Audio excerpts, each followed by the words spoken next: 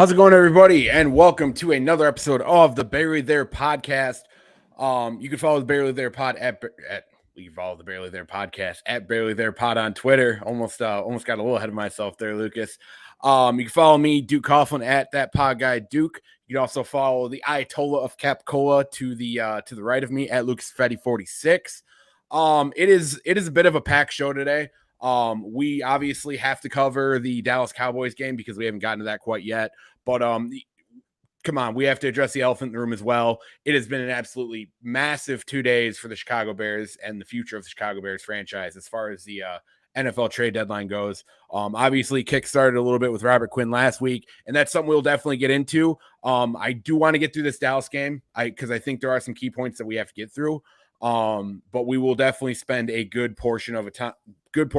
We'll take any questions anybody has, of course, about kind of the where the Chicago Bears are heading after this trade deadline. But Lucas, Dallas Cowboys, obviously we lost by 20 points. It was tough. In that sense, it was a tough loss, but it was one of those games, kind of like the Minnesota game, where it's like, you know what, we lost, but it's one we can take because we saw a lot of potential on the field. So there is there is a lot to kind of take in with what happened on Sunday. But Lucas, how you feeling? Obviously Justin Fields looked pretty good. Obviously there's some guys not on the roster anymore that may have had a tougher game. Defense didn't quite show up to the table, but still some positives and negatives. How you feeling about it, Lucas? Yeah, I'm going to keep it pretty short and sweet because I just feel like the Bears got boat raced and everyone is more concerned with the trades that have happened. So, defensive note, I think it's pretty clear at this point. We've seen the defensive line is not a great unit in general. But when when the Chicago Bears face an overwhelming front like the Dallas Cowboys, it is amplified and it really bleeds into the rest of our defense.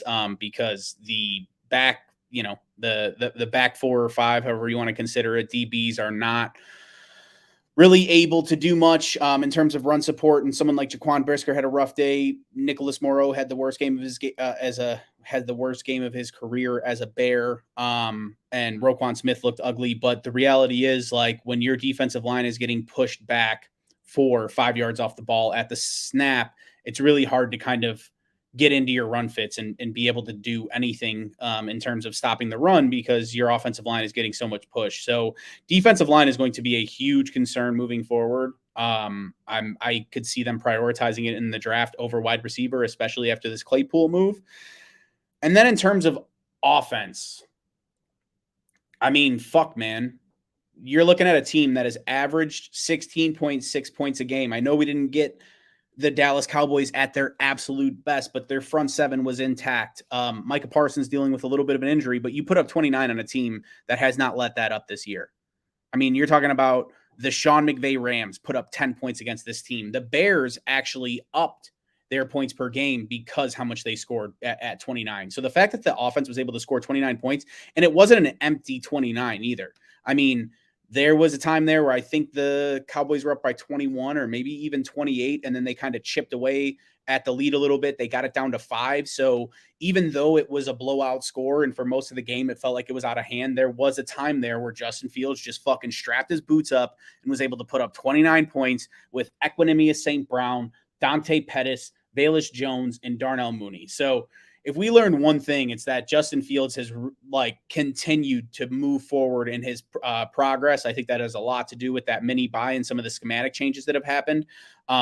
Really being able to, I mean, we were talking before this, is there a better running quarterback than Justin Fields right now? Because Allen, while he brings a load and is a pretty good runner, doesn't have the speed that Justin Fields has as that breakaway speed. And then when you look at Lamar, yes, a lot more quick twitch, stuff like that, but he's not lowering his shoulder and trucking people. I think Fields is a mesh of both, which are the 2 other best running quarterbacks in the league.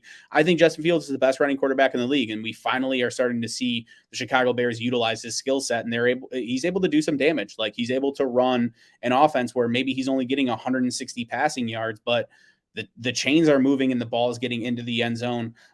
Red zone offense has looked 100 times better because of that element of Fields' legs that we've been fucking pleading for. So overall, I'm not going to take a moral victory out of it because the Bears lost by 20. And I thought this was a really important game for the future, right? Of like, or I'm sorry, not the future, but this year, if they win this game against Dallas, you have tiebreakers against a couple of decent teams. And I think the playoffs are like a legitimate hope. You're not just in the hunt, like you're battling for a spot there. So, and I do think did think the schedule lightened up, but overall, those are pretty much all my notes for the Chicago Bears versus Dallas Cowboys game. Yeah, so couple pretty good points to be made there. I guess kind of one of the bigger things with Justin Fields and kind of just looking even just at the stat line at the very baseline view of this, it looks a lot more efficient than we've seen in the past. You know, it's a situation of him taking advantage of very, more limited opportunities. You know, I think we only threw the football 24 times, and one of them was Trevor Siemian in garbage time. You know what I mean? So it was a situation where he was really just taking advantage of what the defense was giving him.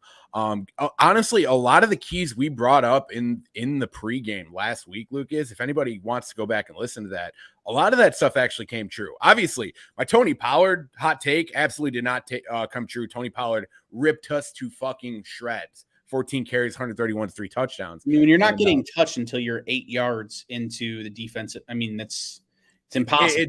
It's one of those takes that like I gotta live with it, take it on the chin. I got a little too juiced up about the defense. My Velus Jones take almost fucking happened too.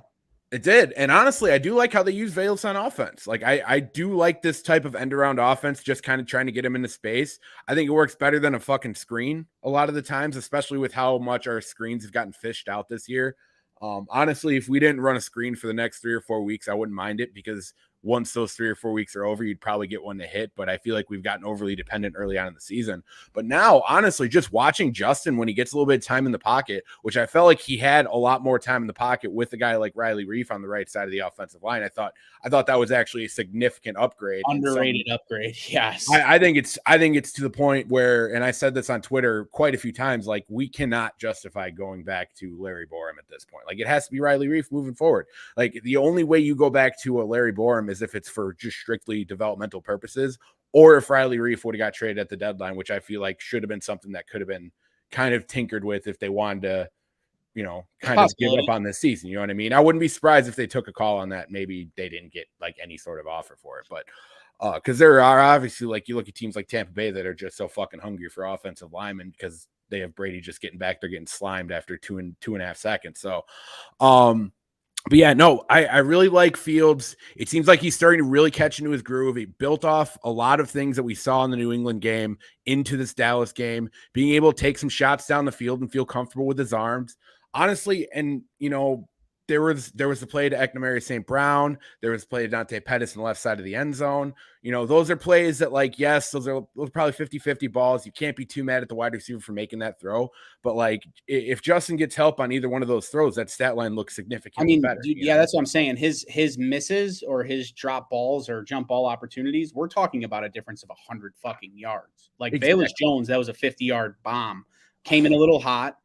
Off the fingertips. I'm not going to everyone wanted to crucify Velus for that, but I do think it came in with not a lot of ability for him to get underneath it and track it. It was more of like a diving thing. The St. Brown one, little underthrown, but again, if you have a wide receiver one, he's probably making that play. And we're talking about 100 yards left off the fucking board. Well, dude, and he's throwing it to a big guy, expecting his guy to make a play. You know what I mean? It's just kind of one of those things. Jim, I swear to God, I'm gonna let Lucas talk here for a little bit. I'm gonna go get that fucking toothbrush holder because you've been bothering me about this for like 2 years now. Just so you can see it. There's stains all over it. They're not cum stains. They're definitely toothbrush stains. We'll get into that a little bit. We'll definitely break that down. But yeah, no, like the Velus play, the thing that bothers me about that, it's not like that I consider it like Velus dropping that football. Obviously, it kind of hit him in the fingertips. Like, yes, you can be upset about that. I'm more upset that it's like, Velus, do yourself a favor, brother. And the redemption arc. Yeah, dude. See that? You see that? That's just clearing your fucking arms. That is putting your arms totally straight. Do not alligator arm when there's nobody in front of you, man. Like that's a bad habit to get into. I just think if you extend your arms just a little bit more, you have a better chance to make that ball. Even if you don't catch it. He's on full extension. Yeah, you're right. If you don't catch it and you have full extension, then we can go back to Fields and be like, okay, that ball has to be just a hair more in, you know what I mean? But like in a situation where like that ball to me, you said it came in a little hot, it was still fucking. It was a dime, and no, You know it was what I on mean? him. Like that's something that's a play Valus. If you're gonna make a long-standing career in the NFL, that's a play you just got to make. You know what especially I mean? with the role that you're given right now, right? You make that play, it changes the complexion of how defenses have to cover us, right? They don't have to respect that right now because you haven't made that play. So I listen. If we're gonna point the finger, while I think it's just something they didn't connect on, and it's a shame. I would definitely lean more towards the throw was better and the execution of the catch was worse. But it fucking came in hot, dude. Like that was a missile. That was a missile. So it was something that Justin saw the matchup and he's like, I'm gonna fucking fit this ball in. And he did.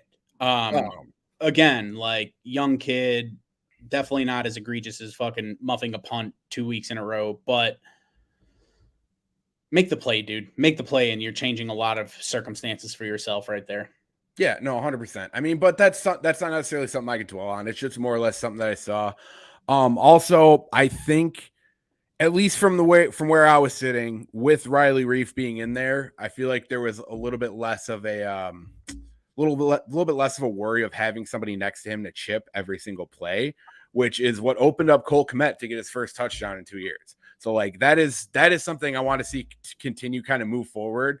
Also, and this is a fucking big point that has been playing in my head the last few days, the formation they came out of when in shotgun on the first play where they had David Montgomery, Kari Blasingame, they had 2 tight ends set out of shotgun. Like that is a very good formation that you can really fuck around with, especially with the move that we made today to go get a guy like Chase Claypool that we'll talk about here in a little bit. Having Claypool and Mooney be the wide receivers on the outside of those 2 tight ends and a running back and a fullback in the backfield, like you got some fucking juice there. Well, I don't know. I'm not a math guy. I can't do the math on top of my head if that would actually work out schematically wise, but I'll figure it out, I swear. But that's a formation that I really want to see us mess around with, because I feel like Kari Blasingame, it doesn't need to just be used as a fullback right behind the center, right behind the quarterback's ass. Like it's a situation where you can a lot of play action catching passes in Tennessee too. That's mainly where his production came from, was in the receiving game. One thing I thought was strange was the wildcat that they ran, and it failed miserably the first play. They must have seen something to make the adjustment, because they were able to get the first down on that play. But I was very like, whoa, this is a huge play in the game. We're going back to wildcat but hey man, they must have figured out whatever the issue was, or, wherever the leakage came from, because they were able to get like 6-7 yards out of that wildcat play in a pretty crucial situation when the game still mattered.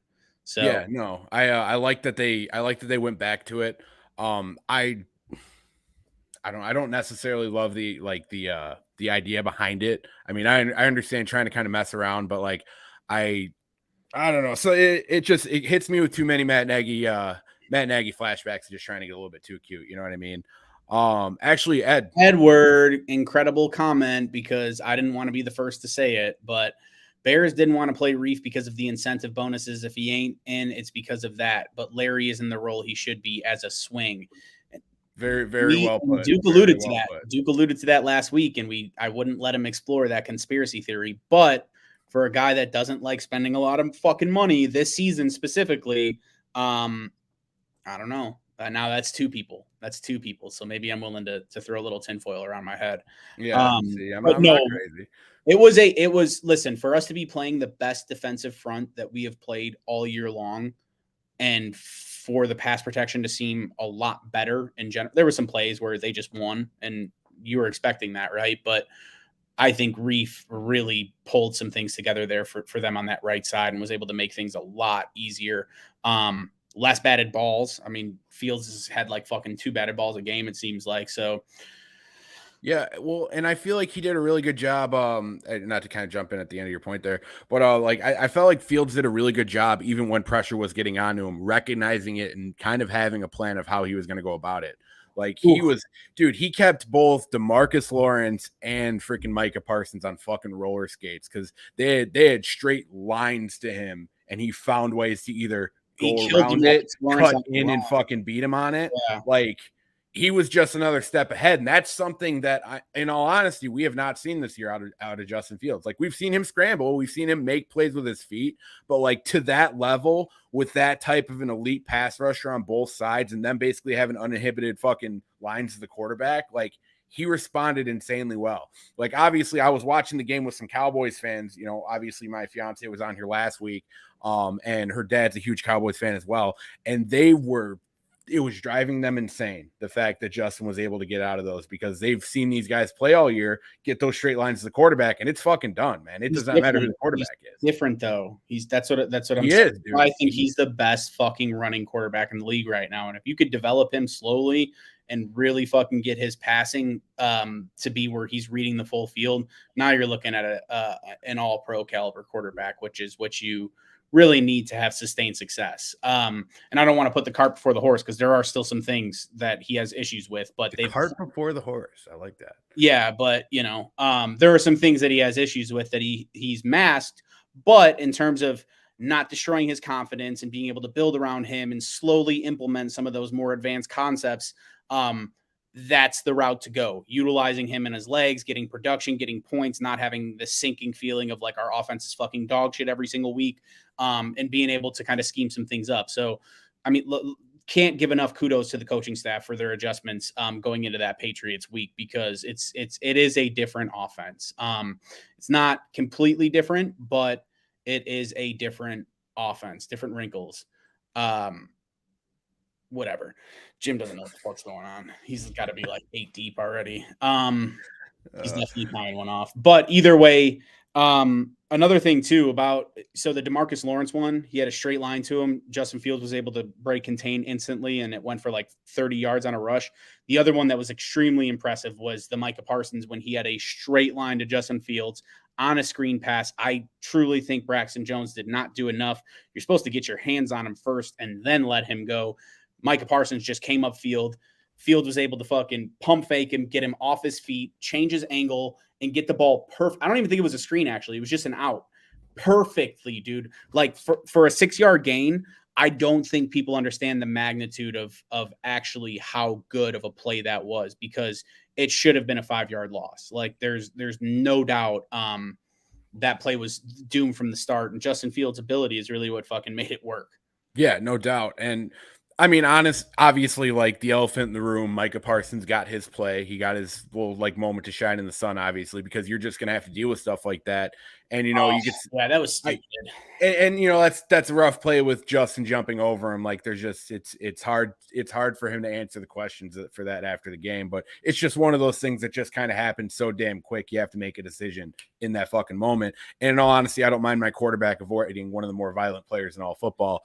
But with that being said, Mr. fucking I'm faster than Justin Fields before the week. I don't know if I was the only one who saw this. I was pointing it out to everybody that I was watching the game with. He looked fucking gassed a good chunk of that game, having to chase Justin Fields around. Like, you'd see him like on the field kind of sucking air. You'd see him on the sidelines just kind of fucking looking down a little bit. Like, he wasn't doing push-ups on the fucking sidelines this week. That, like, let's just say that. Like, so Micah Parsons is going to get his. He always will. He's an incredible football player. One of the best defensive players in football. Honestly, I think he's in that top 3 fucking. I rate him number 1 right now. Yeah, exactly. Like, he could definitely be in that argument right there with fucking an Aaron Donald. You know what I mean? But like, it was nice to see Justin wreak havoc on that guy instead of that guy wreaking havoc on Justin. You know what I mean? Like, so it really just. I got a lot of good vibes from this game. It sucked. Does it suck giving up 49 points? Absolutely. And honestly, there's not a lot to say about the defense, because they just flat out didn't play well. Even the Eddie Jackson interception, like, that was great. We forced a little bit of pressure on Dak. We made that happen. But like, if you're only making that happen once a game, man, and you're still going up 49 points, like, that just doesn't matter a lot in the grand scheme. Well, 42. I'll say. And that was really the first time Dak was pressed to make a play downfield because of the situation that they presented. They wanted to try to get more points before the half, and everything else was within the structure of the offense. So I'm not going to back down on my Dak takes. While he is good, I don't know if I put him in the great category. That's all. You definitely jag off 100%. But I mean, it was definitely his coming out. I would say it was his coming out party for this season. And it was good. It was against good secondary. So I would not want to face Dak the next few weeks personally, especially if you don't have as good of a secondary as we currently have. I will say Vildor had a bit of a tough go of it. That's going to happen when you're dealing with a guy like CeeDee Lamb. CD a lot too. I didn't like him being on CD that much. Like, yeah, I know that offense to scheme that up, but can we get like, come on? I understand you can't have guys flipping fucking sides of the field every single play, but it was one of those situations where it's like, yeah, man, it is what it is. You know, like I think people forget how good a guy like CeeDee Lamb actually is. You know, he's a first round pick for a reason. And he was somebody that a lot of people were really, really high on about drafting in the top 10. But you know, it was just one of those things. You know, Kyler Gordon had a bit of a rough go of it, but in all honesty, I don't think you can look at anybody on the defensive side of the football, no matter how good you are in the grand scheme of things, that really had a great day. But that's the NFL. You're going to have games like that. We've seen great defenses get absolutely mollywopped on a weekly basis. You know what I mean? Like it happens. We'll see that against any overwhelming offensive line. Any offensive line that is star-studded, like the Eagles, are going to absolutely fucking put up as many points as they want because they have one of the best offensive lines in football. The horses on the defensive line are just not there. Doesn't matter how good your linebacking core is, how good your DBs are. If your D line is getting destroyed off the ball and moving the line of scrimmage 5 yards, damn near every single play, that's it. Yeah, no, and that's something else just break. Did some breaking news happen? No, somebody's talking for me on Twitter, and I don't like that, but whatever. Yeah.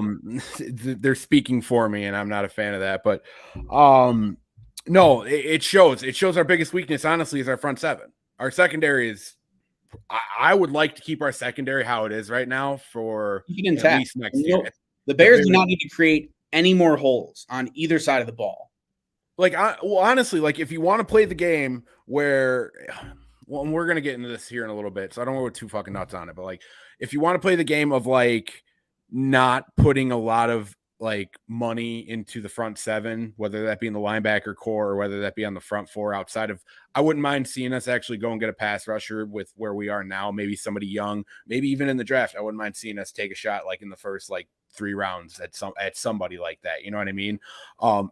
3 tech, please fucking draft 3 tech. But it is a situation where like I really like our secondary. I don't want to mess with it, even with somebody who's kind of lower on than most people on Kindle Vildor. I think he's earned enough at this point, as long as he doesn't fall off a cliff for the rest of the season, to kind of come into next year, kind of maybe having a spot like that again.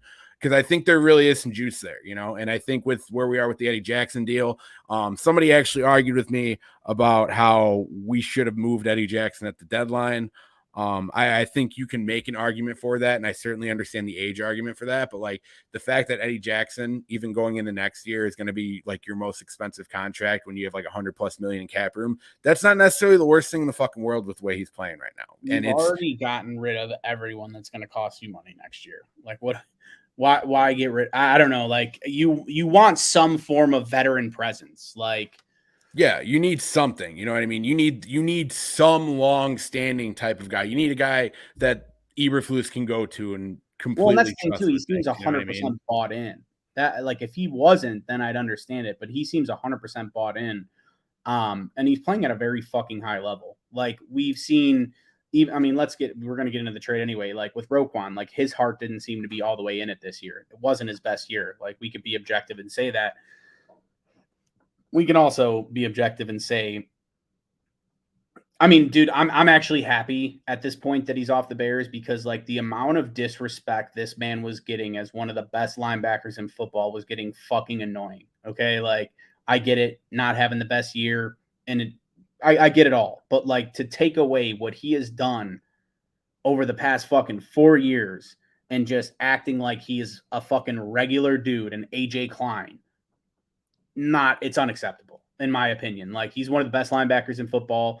And he's proven that year after year. And I mean, even, you know, people bring up the all pro or Pro Bowl arguments. Like everyone that says that, I guarantee you can pull up a tweet from 2019 talking about how Roquan got shafted by Fred Warner and Bobby Wagner because he put up better stats in every fucking category possible. So while that argument does carry a little bit of weight in contract negotiations, we know exactly what Roquan Smith was. And I think he's going to do, I mean, should we get into it, I guess? I mean, you already have. I guess I can close out the Cowboys game with the Roquan Smith point, honestly, because obviously I feel like the conversation outside of that game was like, how does Roquan not have a more impactful game? Obviously, we're somebody who defends like being able to make tackles for loss and whatnot, and that's showing a lot of value, especially being able to defend the pass. And that was something that didn't necessarily he didn't make any impact plays, I guess is the best way I can put it. And Dallas didn't honestly run a lot of plays because they were moving downfield so damn quick, especially in the secondary. And I guess if that's one last point I do want to bring up to kind of give kudos to the offense is like our time of possession absolutely killed Dallas. And that's the reason we were able to score 29 points, 36 minutes to their 23. 36:04 to 23:56. Put up fucking 49 and 23 minutes. That's what I mean. But that just shows like how much it's a complete defensive breakdown. I don't know what else will. Yeah, no, it was. I mean, dude, I don't think Alan Williams is like free from criticism on this. I don't think Eberflus is free from criticism on that because I think honestly, those are two guys that are definitely going to go into film study and kind of really go to town on it. And as much as we can complain about the interior defensive linemen, like they're the guys sending them out there. You know what I mean? Like you can try to get a little bit creative with fucking how it's working. I mean, you can only scheme so much, dude. If you're getting overpowered at the point of attack like that on every fucking play, and your running back isn't even seeing a defensive lineman until 5 yards in. I like, as much as I would like to blame Alan Williams and Matt Eberflus, like their front overwhelmed ours the entire game. Nicholas Morrow looked fucking awful. Even Jalen Johnson didn't play that well. Like there's not one guy that you could say on that defense that played a very good game. They gave up 49 points in 23 minutes. I'm actually fucking shocked that that's all the Cowboys' time of possession was. I'm glad you pointed that out because, I mean, you're giving like 2 points a minute, bro. 3 points a minute. Like that's fucking horrible. It was pretty rough. I do feel like the timing was a little inflated because and this is probably, if I'm gonna have one criticism of the offense outside of like what maybe wide receiver play was, it was kind of near the end of the game, kind of going through the motions a little bit with play calling and kind of just it felt like a sack tuck a little bit there at the end, man. I was okay with tucking my sack there because you made your push. You found out that your defense was not going to stop their offense. I don't think the fucking Cowboys punted till like 6 minutes left in the game or something wild like that. So in terms of what the Cowboys are able to do with their pass rushers and situations where it's very clear and obvious someone's trying to make a comeback, I'm okay with getting Justin Fields out of the game healthy. Honestly, I am, because that's one thing if they were down 13, but the second they got it close enough, as soon as the Cowboys got the ball back, it was like the Bears had to score on every possession to keep up with the Cowboys offense, and they weren't going to do that. They're not there yet. So yeah, I was okay with it. That's fair. I'll give you that. It was a sack tuck 100% though. I think I don't even know if I'm alluding more to the Simeon thing. I feel like it was like that last drive with Fields. Like I guess I wish we would have went with a little bit of tempo just so we're prepared for situations where we have to kind of be in that type of situation. It's more or less like in that game. And I feel like there's a lot of commentators that put it pretty well, especially ones who have like played quite a bit in either the NFL or NCAA level, is like in a situation like that where you're getting your ass kicked, like you're playing for next week, you're playing for the week after, like you're playing to be in this situation in a tight game and being able to fire on all cylinders. I guess that's more, I wanted to see a little bit more of a I don't want to say scrimmage because I get it. Really, it was like 8 minutes left and they were running their offense like it was the first quarter when you needed. Yeah, just stick around with the offense a little bit. Try something. Now, I'm not saying put the ball in danger to ruin Fields' stat line or anything like that, but like just give them a little bit of like 2-minute drill. Like, hey, get up to the line quick. Let's roll. Let's see if we can at least like get close to the end zone, take some shots once we get over there. But it's neither here nor there. Like, you're right. The game was over. Simeon going into the game was more funny than anything because it's like, I mean, obviously you don't want a chance getting Justin Fields injured here. Moving forward, because I figured we would crack out a little bit about that game just because it's always nice to cover every game and kind of have a little bit of our takes out there. But I do think you touched on some important things when it comes to Roquan Smith, and this is something we obviously need to talk about. Honestly, if it wasn't for the trades that went down today, Lucas, I feel like we'd kind of have a little bit of a different vibe about this whole trade. Specifically, just not only the timing of it, because I feel like that's kind of personally for me, that's kind of been the bigger issue of like how these trades have gone down, I guess, during the Ryan Poles era. Like, and I had to explain this earlier because I'm sure anyone, if you've watched, you've already seen the fucking tweet that has just been the greatest thing in the world for me on Twitter today. I've been dealing with a lot of wonderful people, a lot of very mentally stable people as well. There's a situation where you have to understand that like these guys are going to get traded.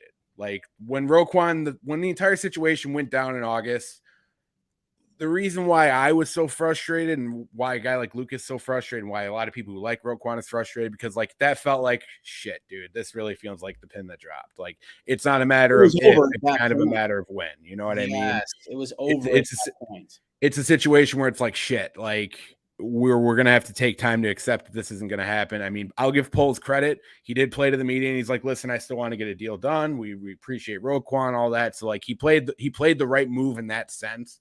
But obviously, like we could go all day about how that whole negotiation went down. Regardless, Robert Quinn, Khalil Mack, and Roquan Smith are three guys that we thought were going to be traded, whether it was before the season, during the season, or after the season, you know, especially when you have the franchise tag coming up for Roquan Smith. So like a lot of people who were saying like you're going to lose Roquan for nothing. I don't vibe with that. I feel like that was a situation. Like, yeah. And come on, even guys who declare they'll never play for a franchise again on a franchise tag, like they still have a market. They're still going to be competing with other teams to be able to make that trade. You know what I mean? So like, I mean, just to kind of build on that, like you're right. It's not the trades themselves. It's the timing of said trades. Like, I think you lose value on Robert Quinn by letting him start the season and only have 1 sack through 7 games. I think you lose value on Roquan Smith by letting him play the first 8 games. And then knowing that it's the trade deadline, teams are kind of sinking their teeth like, this is an all-pro fucking player and we can get him for a second rounder. You know what I mean? Like it's that kind of thing where it's like you could have regained leverage by going into next season being like, we're going to get a deal done or we're going to franchise tag this guy until we cannot franchise tag him anymore. Right. Like I think you're able to increase value that way. So I agree. When it felt like shit went south with Roquan, at that point you should have traded him because I think you're going to get max value for him at that point. Now you put yourself in a position where you don't have as much leverage as you could as a GM. I don't know. I just like you said, the timing, it's not the players leaving, it's the timing of the trades themselves. And how I think you kind of lost some value on a couple players there. And you could have gained, but again, you know, we talked about Khalil Mack. I think you could have gained value, especially if he starts the year the way he did. I mean, realistically, he looks better than Bosa did before Bosa went out. He looks like the better pass rusher on that team. Right. Like if you hold, but I love Brisker, so I'm fine with getting rid of him. You know what I mean? And it's the same kind of thing with Claypool coming back with Roquan. Like I was so high on Chase Claypool in that draft. Like I fucking loved him and I'm happy that he came to the Chicago Bears. And it does a lot for like in my mentality of, okay, now you're not just fucking tanking, trying to get the best pick. You're at least bringing something back, right? You're allocating those defensive resources, which really it's not good to invest a ton in your defense. You should be in the 60% range on offense and 40% range on defense. So it's like you're taking some of those assets and now you're using them on offense. So I'm totally cool with that and building an offensive team because that's really, you know, outside of a couple teams in the last 20 years, that's the formula to build sustained success and win a Super Bowl, right? So I'm happy about that, and I'm happy about the switch, to be honest, because I didn't think Roquan was ever going to be a Bear after this year anyways. But that being said, I think we didn't get enough for Roquan Smith, and I think we gave up too much for Chase Claypool. I think we lost on both sides of the trade. And to be honest, like we won't know, we won't know. Realistically, the only way to have a definitive winner is if Roquan were to fall off a cliff and Claypool were to go fucking absolutely insane and become a true wide receiver 1. But just on paper, I just feel like, yeah, we gave up a little bit more than Claypool is worth. But that's fine. I'm fine with giving up a little bit more because you look at the free agent class and you look at the draft pool and stuff like that. And it's like, okay, maybe giving up a top 40 pick potentially isn't the worst thing to get Claypool because you got an extra year on his rookie contract. But I don't know. I think it's a double-edged sword. It's hard to be fully excited because looking at it objectively, it's like you just literally gave up a top 3 player at his position, top 5 guaranteed. If you want to Some people will bounce him to 6 or 7, but definitely the top at a non-premium position. And what you got back in return was a number 33 wide receiver, which is outside of, the top 32. And maybe even less, maybe he's a top 40 receiver, right? And a 5th rounder back. So in terms of the talent swap, we lost talent there, even though it's allocated to the other side of the ball. So there's a lot to get into here. You impact a lot of stuff right there, Lucas, and you made some pretty good points.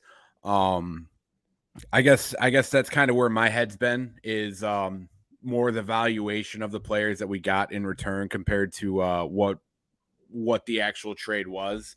Because a guy like Chase Claypool, honestly, I see that tweet come across the timeline without even looking at the compensation we give up, and I'm like, okay, all right, it makes you nuts.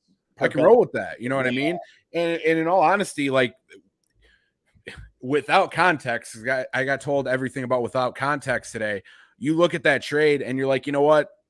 Is it a little bit more than I want to give up? Absolutely. But that's the price of doing business sometimes. You know what I mean? It hits a situation where, like, is there a bidding war on Chase Claypool? You know what I mean? Like, it looks like the Bears jumped the Packers too, which is a definite fucking plus. That alone is a huge dub. Obviously I don't want to get too ahead of ourselves of doing stuff like that, because that will also get you in murky waters, especially if the Packers think we're going to try to jump them on shit. Shane McClellan, but like, had to, but like, there is something to be said about being able to go get your guy. And I have to give Poles a lot of credit on that. That was somebody that he obviously had a priority on, you know what I mean? And I'll give him that.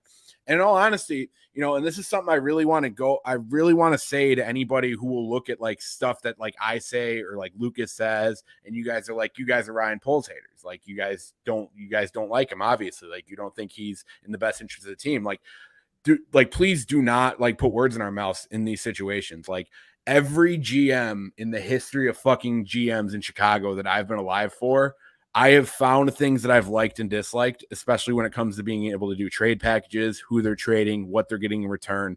Like, it's something you have to do. You need to be able to look at things on a case-by-case basis and decide if this is something that we got, if we won the trade or if we lost the trade. Like, Poles has done a lot of things that have worked out very well. Like, Jaquan Brisker is a guy that continually comes up, and guess what? Ryan Poles will always be able to take credit for Jaquan Brisker, not only drafting him, but trading for the pick to get him in the Khalil Mack trade, which is a trade that, while we will sit here and say we don't think we got full value on, we got Jaquan Brisker out of it. So, like, we're not losing. It could be the same thing with Claypool. And in all honesty, like, with the trade, with what we got for those 3 guys, even me being a huge Roquan Smith guy, like, I'm not gonna lose fucking sleep over it. Like, I wanted a 1st round pick for Roquan Smith, and I will still die on the hill that I feel like we should have gotten one, and we should have tried to like leverage one and gotten teams to bid against each other to get one, even if it was in the off season. But I'm not gonna sit here and be like, okay, I'm going to fucking live in the past for the next like year because we don't have Roquan Smith and we should have gotten a 1st round pick for him. It's like, you know what? As long as we allocate these picks correctly, we got, I guess, enough of a return to do something with it. I'm not going to say we got the best return. I'm not going to say we got the best possible return. Yeah. I mean, there's going to be guys that are going to say that, and I've already seen them a lot, but like, I'm not going to vibe with that. But I will say, as long as Poles makes the right picks with these picks, or he makes the right trades with these picks, or allocates money correctly, like, we're going to forget about it. Like, it's not going to be something that's going to bother me overly, like a huge amount. The reason the Greg Olsen trade hurts, which is something that was been compared to a lot, was because our offense fell off the fucking face of the earth when we traded him. And our offense was kind of something we need to prioritize because we had just traded for a guy in Jay Cutler. So like, I don't think the defense where it's at right now is going to fall off the face of the earth. I think it is going to fall off a bit, because we don't have that guy in the middle right now to be able to cover that much ground and be able to go sideline to sideline. And that's something that people are going to see. But as long as you allocate funds correctly, you spend money correctly, you keep the right people in house, you send the right people off, and you really make a good run within the next year or two of rebuilding this offense while keeping the defense respectable and being able to draft effective playmakers on the defensive side of the ball who will not cost you money because they'll be under a contract, I can roll with it. But that all needs to happen. I'm not going to get too high or get too fucking low. You know what I mean? Like, me calling out something I don't like Ryan Poles doing isn't me saying I want Ryan Poles fired. I actually got told that today, and I have not once said anywhere that I want Ryan Poles fired. Even like joking with boys in the group chat. I don't think I've ever been like, we're firing Ryan Poles. Like I'm done completely full meltdown mode. Like if I've ever said anything like that, it's been said completely in haste in a joking manner. Like he has time, dude. This is his first year. His first year as a Mulligan, as we've said multiple times, he just had some big decisions that he had to make. Maybe he hit on some, maybe he didn't. But it's going to take time to really be able to see whether or not Ryan Poles is going to be able to take the trade packages that he received this year, whether or not they were for value, and make a winning football team. Because guess what? Winning solves everything. And Ryan Poles, if you win me a fucking Super Bowl, I will kiss your goddamn feet because I need a Chicago Bears Super Bowl like I need fucking air to breathe. Yeah. Here's what I'll say about the value of it, right? If you were to tell me at the beginning of the year that Ryan Poles had traded Roquan Smith, Khalil Mack, and Robert Quinn and net returned 2 second-round picks, a 5th-round pick, and a 4th-round pick, I think the entire fan base would have been fucking furious. So circumstances, context, all change things. But if you were to package those 3 guys up and not get 1 first-round pick for any of them, you would have said it's a failure. And you're fucking lying if you don't. You're fucking lying if you don't, okay? So when it comes to that aspect of things, I'm not going to back off of it. I don't care. Because the reality is we didn't play the game the right way. We lost the comp pick. There's a couple good things that Ryan Poles has done, but in my opinion, it's very easy to tear down a fucking team and eat the most dead. I mean, we're eating more dead cap than the fucking Atlanta Falcons, who were in sell mode. $40 million quarterback contract that they ate, and we're like tripling their fucking dead cap. So it's very easy to rip it down. How do you build it back up? And I think we're all anticipating that. But Chase Claypool is a good sign in that direction. To me, it's like, what did McCaffrey get? A 2, 3, 4, and a 5? I mean, I know McCaffrey's a premium player, but everyone brought up the Khalil Mack coming off injuries argument. McCaffrey hasn't played a healthy season for 2 years. You want to hear the non-premium position? Running backs are expendable. You can get rid of fucking Montgomery and slot in Khalil Herbert. So that's Lucas, I will let you continue with your point. I need to get this stat out because I've been fucking hammering at people all day.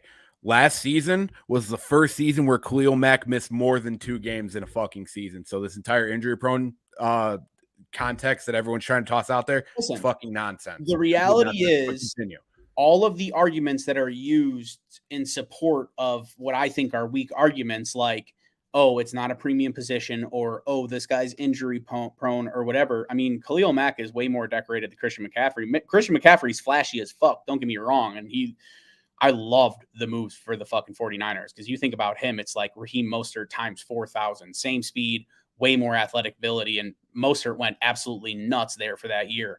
So I'm not saying it's a bad trade for them, but all I'm saying is a non-premium position coming off of 2 seasons where he could not stay healthy, got a 2, 3, 4, and a 5, and the Bears got, I mean, with combined like probably 6 or 7 all pros between these 3 guys, couldn't even get a 1 or the equivalent. You know what I mean? So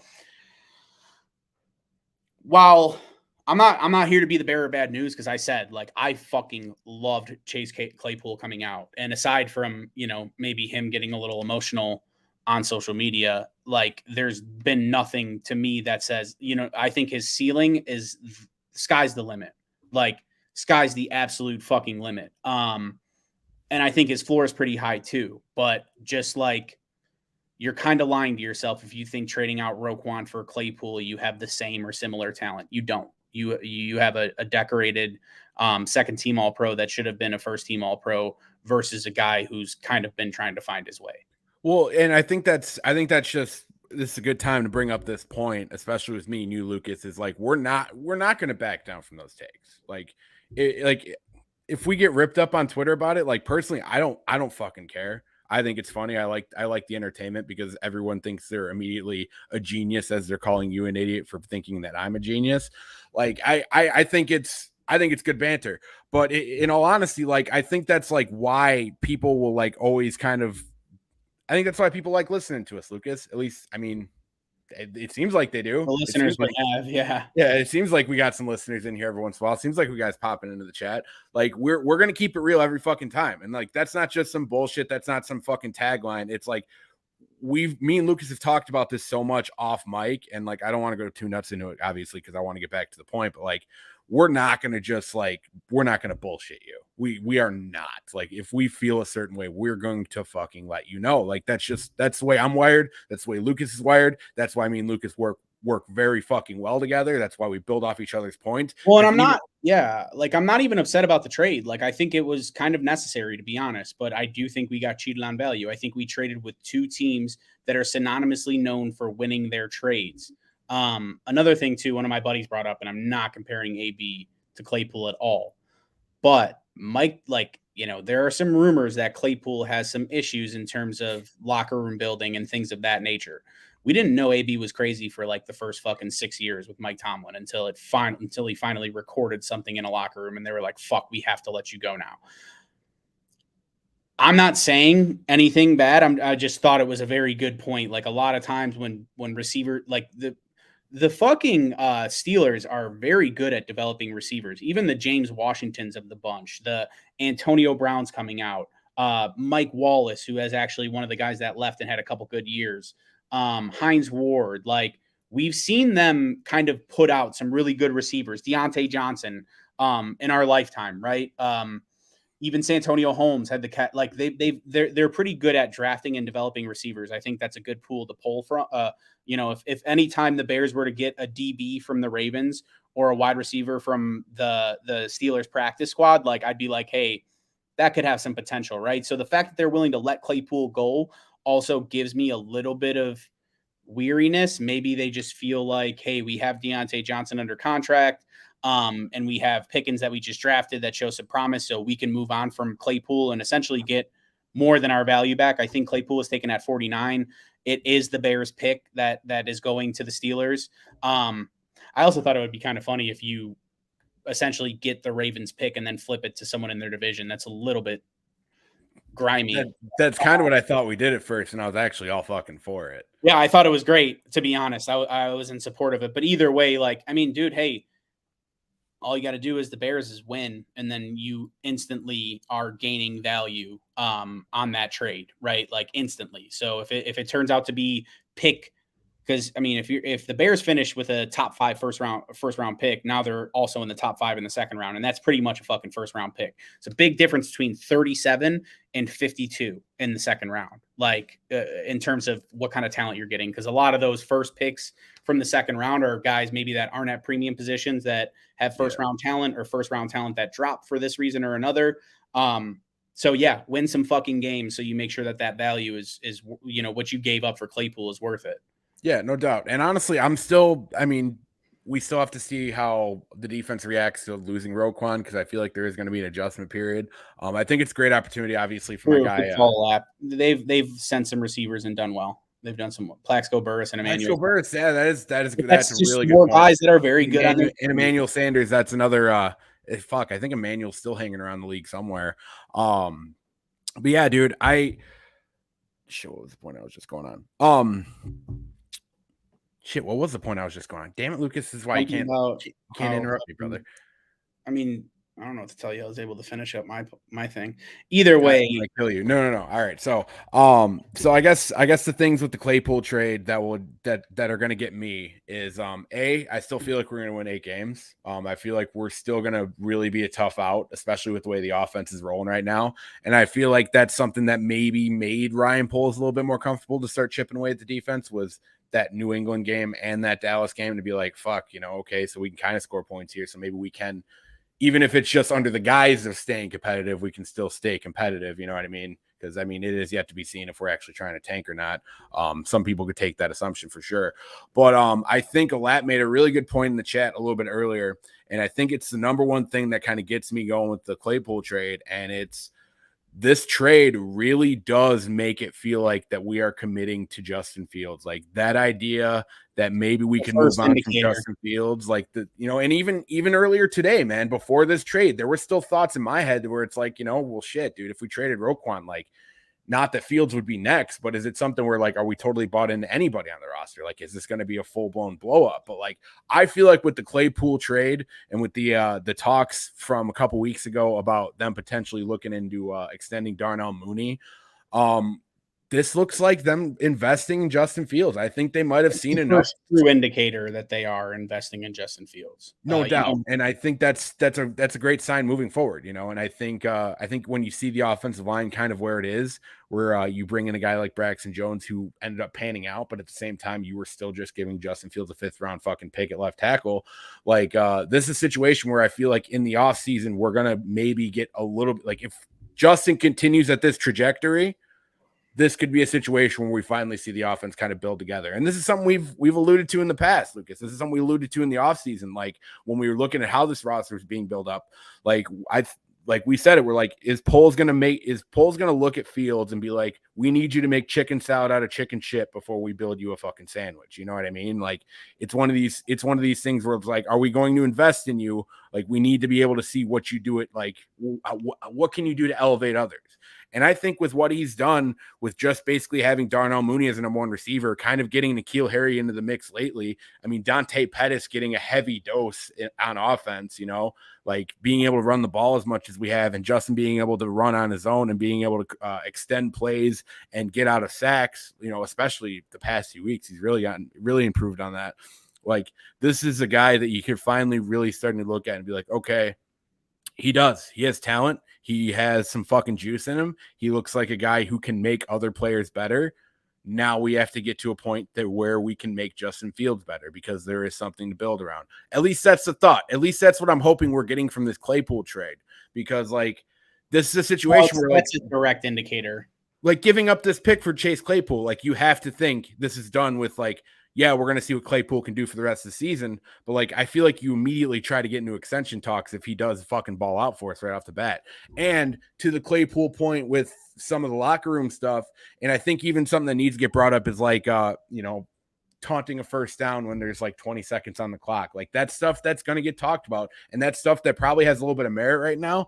I will say something that's very good to have in the locker room is Cole Kmet in this situation, because Cole Kmet can be that guy that Chase Claypool can come to day one for any types of concerns, any types of thoughts that he has with the team, you know, anything like that. And it's a guy that he can go to. And I think that's a really safe bet. And I would not be surprised if that even just had a tiny little percentage of taking a chance on a guy like Chase Claypool as being like going to Cole Kmet and be like, hey, what is this guy actually all about?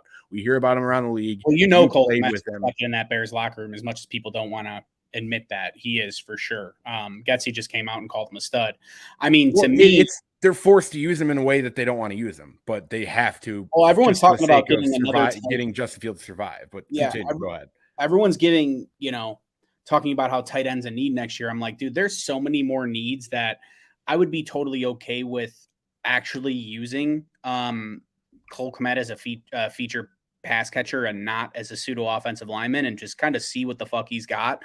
I'm not saying that I think he'll be the answer. I do think he has potential to be that, and we haven't really gotten to see his full skill set as a pass catcher because of how much the offensive line has been lacking.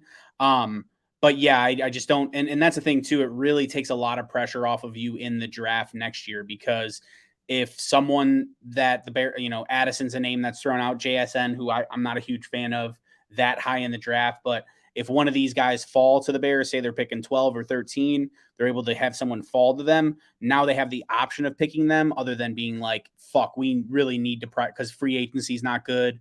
You know, we didn't make a trade for a wide receiver. So I think that opens things up. I think it opens things up for Darnell Mooney entirely, because you don't have another coverage dictator on that. I mean, and Darnell Mooney's just a borderline coverage dictator. He is, because of the circumstance he's in. But now Claypool is going to take a lot of attention off of him. I think this is a good question. I wonder what hierarchy of the wide receiver core post Claypool trade with Mooney and Claypool as the 1 and 2. I think Darnell Mooney's still your number 1, especially for this year. That can change next year, because I do think with some of the intangibles of size with Claypool, if he's able to take off, you can definitely start to get him more targets and let kind of Mooney be that second guy that's always open and always a safety valve for Justin Fields. But I just think right now Mooney's our number 1 guy. I don't know how you can try to work someone into the offense in a few weeks and make him your number one target. I think he's definitely going to be incorporated for sure. I think they're going to fucking utilize him. You don't, and then in terms of extension, that's another thing that really factors into if the Bears got good value on the trade. If they use him, if they gave up a fucking number 40 pick and Claypool doesn't work out and they essentially got a year and 10 games of fucking service from Claypool when you could have had a pick 48 and someone like or pick 30 fucking 8 and had someone like a Jaquan Brisker, you know what I mean, for 4 years under contract control, that's a big loss. So there's so many things, and anyone that's telling you whether or not the Bears won or lost this trade before any games have been played, they don't know what the fuck they're talking about, to be honest, because the only thing you could do is look at it objectively and be like, what is the value of these players, and did they get enough value, or did they give too much value? And I'm leaning on the side where, yeah, I think they gave up a little bit too much, but if he works out, no one gives a fuck. No one cares at all. You know? No, I mean, I don't mind the aggressiveness. It's a situation where it's just the biggest term I've been throwing out today is just like it's part of doing business. You know, it's a situation where it was a guy that they obviously wanted, and it's a guy that they went and prioritized, and they got him. You know, I will give Poles credit on that. Like, if he sees a guy that he wants, like, he's gonna try to do everything he can to go get him. Like, look at how much like faith he put in the fact that he could get Ryan Bates from the Bills. You know what I mean? Like, that was a guy he really fucking wanted.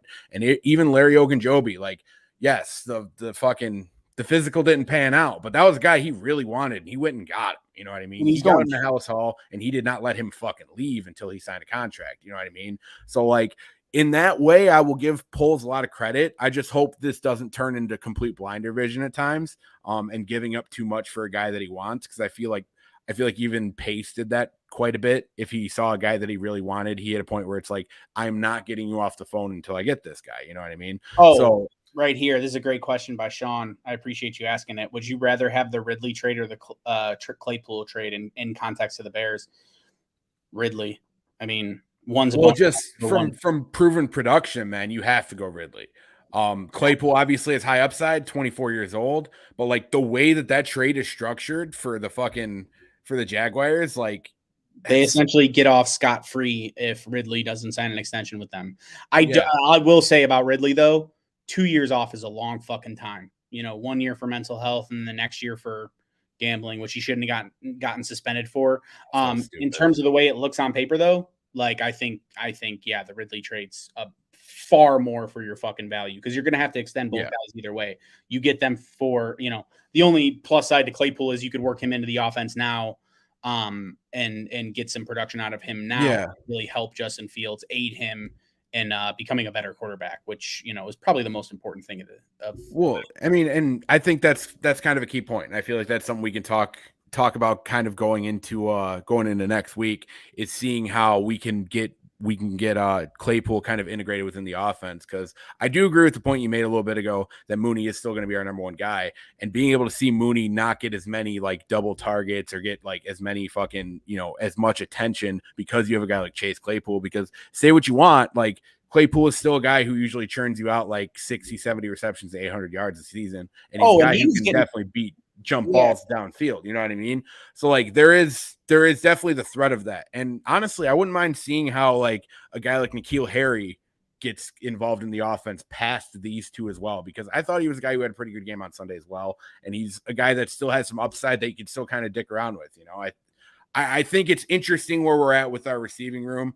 I think it's just going to bode insanely well for Justin Fields, because now it's getting to the point where we're not going to have like situations where we have two guys on the field that are like very low on most teams' depth charts. It's a situation where like Mooney and Claypool being on the field alone directs a lot of attention to that, and it'll help in the run game as well. Just having them on the field. The future too, right? And it's like, okay, well, you have Mooney, you have Claypool. That's a pretty good fucking core. So you can really upgrade and get a splashy guy in the draft, or you can be okay with being like, hey, we think Velus is developed a little bit. We like our 1-2 punch, even though one's not a true number one.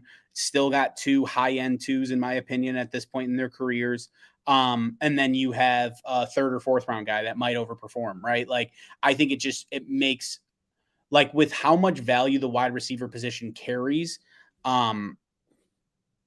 yeah, man, I think I'm leaning more on the side of this is a very good move for the future because you can work with Claypool and Mooney being your 1 and 2 going into next year and trying to get some young guys later in the draft.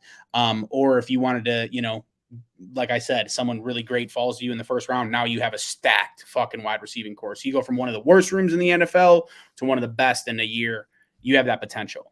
Well, and I think this goes back to what we were talking about with the wide receiver room, even back in training camp. Like, I think it kind of takes away a little bit of the fluidity, and it kind of is going to allow a guy like Velus Jones, who obviously he's raw. You know what I mean? There's no other way to put it. He looks very raw, but this gives him an opportunity to be like, hey, focus on all the routes out of the slot, focus on being able to take some runs out of there.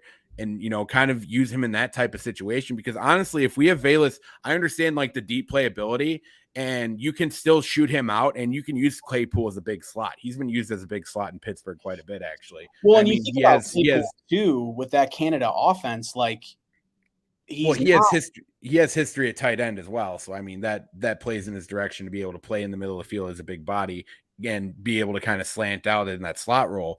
But being able to have a guy like Velus potentially just be able to focus on one thing compared to just trying to focus on anything he can do to get on the field, I think that goes a long way for a young guy. Well, guy. I think you're gonna, but that's another thing too. Claypool did get used in a lot of that gadget shit for the Pittsburgh Steelers, and that's partially probably why he was unhappy with his situation, because he's the type of guy who was getting four catches for 26 yards. So you'd assume a couple of those were fucking screens or some form of flip pass or something like that. Realistically, those responsibilities are Velus Jones, and you could sprinkle in some of that with Claypool, but I think you're going to use him in a much more true wide receiver role, which is also something that should make him happy in theory, and should make I think target share is going to go a long way, because he's going to demand so many fucking targets just by being Chase Claypool on the Chicago Bears wide receiver room. There will be games he gets targeted more than Mooney for sure. And I mean that's just because automatically getting the second most targets in every game. And once fucking Fields gets comfortable, dude, go back to the Akinamari St. Brown fucking play this past week, or go back to the Dante Pettis play this past week as well. If that's Claypool on those, he pulls down at least one of those. And that's a situation where if you start pulling those down, Fields is going to start tossing you that ball, and you're going to start getting, some beautiful stuff can happen, because Justin can place a ball downfield, man. If he gets that trust with Claypool, that's why I'm so excited about it, is this has the potential to be something big.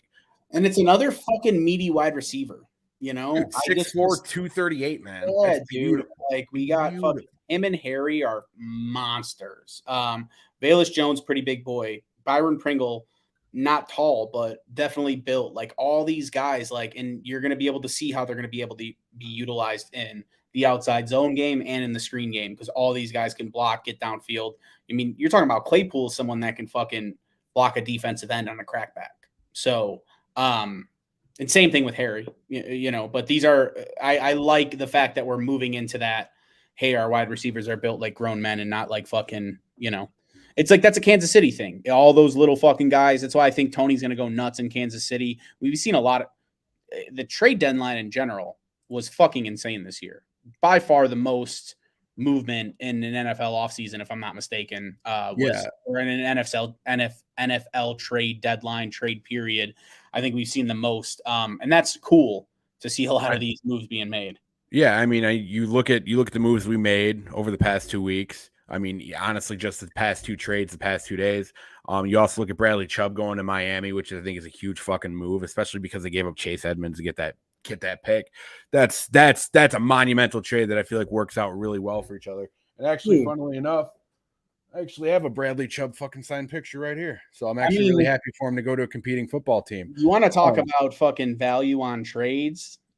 The fucking Miami Dolphins traded back and got Jalen Waddle, used the other first round pick for Tyreek Hill, and the other first round pick for Bradley Chubb. Yeah, dude, that's beautiful. That's beautiful. That's slanging meat right there. I mean, and then you have that. You have there was another pretty big trade that went down as well. Damn, kind of blanking. Oh, the Hawkinson one. Yeah. Yes, Everyone in Detroit deserves to go to jail. You don't fucking assist a defensive rival in the middle of the season at the trade deadline, right? I don't care how fucking low you are in the division either. Like, that's just a disgusting move. No, the Vikings. That's the move we thought the Vikings were doing for the. And honestly, dude, it's every NFC North team but us, because we don't deal with the devil. Those three do. Because in all honesty, Christian Watson hasn't panned out for the Packers, but the Vikings served him up on a fucking platter as well. So in all honesty, I don't like what's going on with those three right now. Not at all. Everyone needs to be put in fucking a penitentiary because, dude, this is like playing Risk with fucking three of your buddies, and you feel like they're all fucking colluding against you. Like, it's disgusting. It's genuinely disgusting. I was telling my girlfriend to go after him during Risk. Oh my goodness. No, yeah, but we need to have another Risk night because, yeah, man, if she didn't just decide to just take your side and hate me, she probably would have beat both of us. She probably would have. Yeah, no, it's a big part of the game, dude. You got to fucking get in people's heads and manipulate their thinking. But no, yeah, like Hawkinson going to the Vikings at the trade deadline. This is why I am so against tanking, because once you tank, it's hard to get yourself out of that shit. I mean, look at some of the talent that the fucking Detroit Lions have added. And Penei Sewell, Jamison Williams, who hasn't, I don't think he's premiered yet. A couple of these guys have been Aiden Hutchinson, who's actually been playing really fucking well. Like, all these top picks. Matthew Stafford, you had. Wins the Super Bowl his first year after you trade him. There's something to be said about creating an atmosphere where people feel like it's okay to fucking lose. And that's what the Lions have been stuck in perpetually. Same thing with the Jaguars. They look like they were making a little bit of noise, but they're fucked against the cap next year. And Doug Peterson looks to be Doug Peterson again. So they are going to have Calvin Ridley to the next year now, though. And Christian Kirk, that actually, and Zay Jones and Marvin. I don't know, man. The Jaguars aren't going to be good this year, no doubt. But like, they might have juice next year, or they're going to fall. There's like no in between. It's either going to be up here or fucking way down here. Which is more. It's more than you can say for the Lions, though. And the Lions' ownership is terrible, and that's a big reason why they are what they are. Don't tank, because at the end of the day, dude. What was Micah Parsons? Like the 12th, 13th pick overall? I think Aaron Donald was the same thing. You don't need a top 5 pick every year to make it. I'm pretty sure Aaron Donald was like 19 and we had 20 that year. I think he was a little bit earlier than that, but I think Parsons was around 13.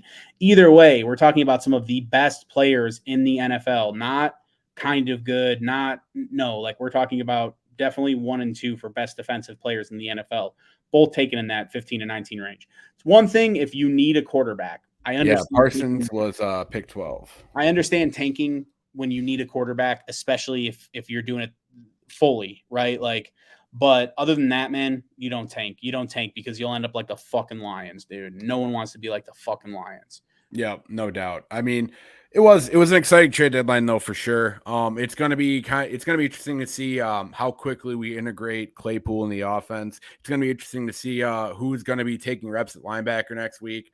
Obviously, I'm gonna be rooting to the fucking moon for my boy Jack Sanborn. I hope this is the opportunity. Like, I was the first person outside that's not blood related to Jack Sanborn to own a Chicago Bears Jack Sanborn jersey on this fucking planet. So obviously I'm pretty hyped up about that potential. And that honestly makes the Roquan thing sting a lot less. I'm going to be upset if he doesn't get a legit opportunity, though, because I feel like he's earned it. And I feel like even in the Cowboys game, his run fits, those important run fits, he looks pretty good in those as well. So there could potentially be some juice there. And I think obviously he showed it in the preseason that he has a little bit in the secondary as well.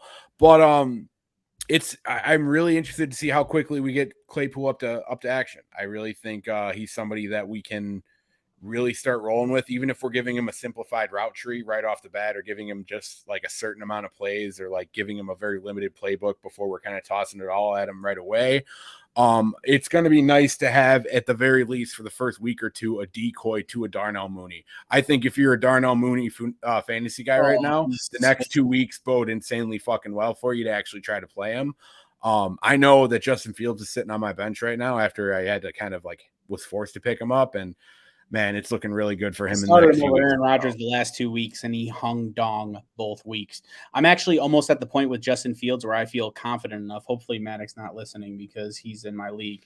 I'm almost at the point where I feel confident enough in Justin Fields where I might trade Josh Allen for a premier position player, and then roll with Fields for the rest of the year in the playoffs. I did the exact same thing when I won my championship and I had Josh Allen and Ryan Tannehill, and everyone's like, Tannehill sucks. I'm like, dude, he's low key putting up 25 points a week. My core is putting up like 100. Like, that's all I need from him, you know? And I was able to No, I think you nailed it right there. That's all you need from him. And I think Fields can do that exact same thing every single week, especially with his legs. His running game changes everything. Now, there are some games, though, where he could put up 7.6, you know? Yeah.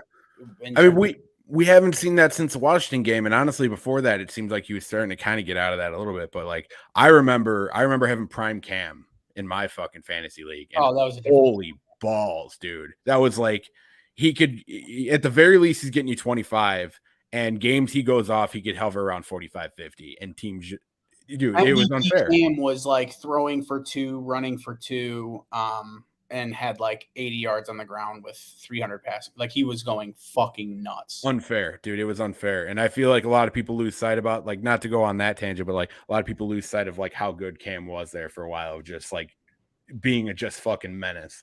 But anyway, we've been going for like a little bit over an hour. I mean, half the team got traded, so I think that's warranted. Yeah, no doubt. And I mean, obviously, the trade deadline just kind of really going off the way it did. I mean, I don't know if anyone I guess with the offseason we just had, I guess it's not crazy that the trade deadline was like this. And especially the wide receiver market is just going to continue to move in that direction, especially after everyone kind of set the precedent last offseason. But I guess it's kind of nice in that sense to get a little bit of a jump on it. And potentially, if we do get an extension done, it's not like fucking world-changing money, knock on wood. But we have a lot of money to work with, and it's going to be nice to kind of see how we are utilizing that. You know, in that sense, it's exciting. It's kind of a little bit of an exciting time right now. You know, even if you're a little disappointed about a player that you like, you know, and I'm disappointed that I have a Roquan Smith jersey that I just got this past year. You know what I mean? It's disappointing, but like at the same time, there's a little bit of like changing of the guard. And while like I already ripped the Band-Aid off months ago that we're going to probably not see a lot of the fucking Ryan Pace guys around anymore. Like, it is a little bit of that adjustment, but once you rip that Band-Aid off, it's not all doom and gloom. You know, there's definitely something to look forward to. But unless you got anything else, Lucas, no, Claypool is a huge step in the right direction. If this podcast, if without the Claypool trade, fuck, man, it really it was. Now you're looking at, okay, do they really give a fuck about Justin Fields? Now they're priming themselves up for a top 5 pick. They've been at Kentucky's fucking practices as well. Levis, one of those guys that they're looking at, right? Like, I think Claypool, signifies that they are now building around Justin Fields. And I'm glad they started early. It's something that we've been asking for a while now. And I'm just happy to see that it happened. And honestly, Claypool, probably wasn't my first choice out of some of the guys, but even still, like I said, dude, I was gushing about Chase Claypool when he was coming out that year. I wanted him over Cole Kmet and Jalen Johnson. So 24 years old, man. You know, I think that's one of the 24 years old, and he already has going to be his 3rd year that he's finishing up this year. Like, that's a good thing to have. And he's a guy that showed proven production right off the bat, you know, not like 1K production, but honestly, there was a lot of cooks in the kitchen over in Pittsburgh, and it feels like there always kind of is anyway. But yeah, no, I feel like that's pretty good spot for us to lock her down. We're going to be going into next week. We're playing Miami, correct? I believe so. Yeah, so that's going to be a pretty good matchup. I'm going to have a lot of shit I got to say about Tua, probably most of it being negative because I think he's glad they got fucking Bradley Chubb right before that game. Yeah, no shit. That was my thought. It's going to be the worst pass rush we faced in the last fucking 4 games, and sure they're loading up to play the Chicago Bears. Fuckers. Yeah. But I mean, hey, it's another good test, though. I mean, I feel like Justin has to have a little bit of juice after playing the way he did against. I think Bradley Chubb is your prototypical top 10 pick, to be honest, for those that also like to fucking tank. Like, Bradley Chubb, like, yes, he was very highly rated coming out of college. He is not reaching those heights that he fucking that you were looking at Bradley Chubb, right? Like, he should have been a premier pass rusher at this point. He's a good player right now. But that's usually what happens in the top 10, right?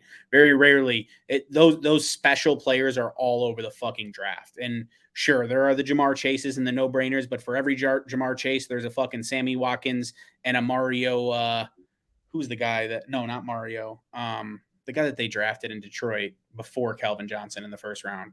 Roy Williams, like that, for every fucking Roy Williams, Mike Williams, Charles Rogers. Yeah, Mike, like that's what I'm saying. For every top 5 fucking stud, there's about 4 or 5 that don't work out. So, it's better to win games no matter what.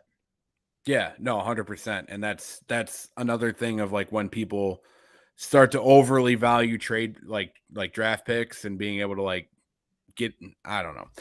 Nothing's a sure thing in the NFL draft. As much as everyone wants to think something's a sure thing, even when you look back in hindsight to a guy like fucking Calvin Johnson, where it's like, how the hell did the Raiders pass on him? But like, there's just so much going on during a draft week. There's so much going on that entire week, that entire month leading up to that entire draft. Like, nothing's a sure thing. But yeah, I think it's a good place to stop. If you like the pod, be sure to catch us on Spotify. Be sure to subscribe on YouTube. Hit the thumbs up. That does a lot for us, honestly. I feel like we've been hitting some pretty good subscriber numbers moving forward. Obviously, we're just starting off, so like, yeah, okay, maybe we look a little small time. Maybe we're not in the 23.4K YouTube subscriber list, but like we're getting there. We're moving our way up. But yeah, if you like the pod, be sure to rate us, Apple, Spotify. We have pretty good ratings over there. Would appreciate that. Continue to move forward. I'm not that I'm trying to buy your rating or anything like that, but if you like the show, just hit us up on there, man. We would really appreciate it. Obviously, I'm Duke Coughlin. You can follow me on Twitter at @PodGuyDuke. I'm joined as always by the Ayatollah of Capicola, Lucas Perfetti at Lucas Perfetti 46. Be sure to join the chat on YouTube. If you're talking to us on Twitter, we're not going to be able to see it, especially on live streams. And we've been barely there. Bear down. Bear down.